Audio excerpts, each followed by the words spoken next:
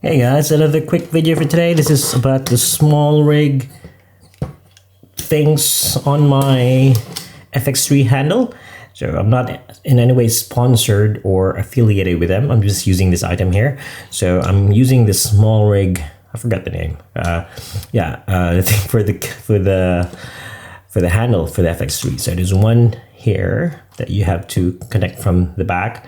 This one on top, which protects it. It sandwiches the handle, and I've just placed this one that covers the top part because this is one of the delicate part of the handle.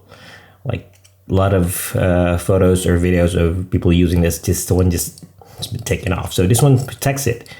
So yeah, it's been good. There's cold shoe mount here. And there's some area locating pins and everything, and there's like a NATO rail up here, so it's very useful. It's very good. Yeah, kind of recommend it. Makes it heavy, but makes it a bit strong also. So yeah, again, not sponsored. Love using this.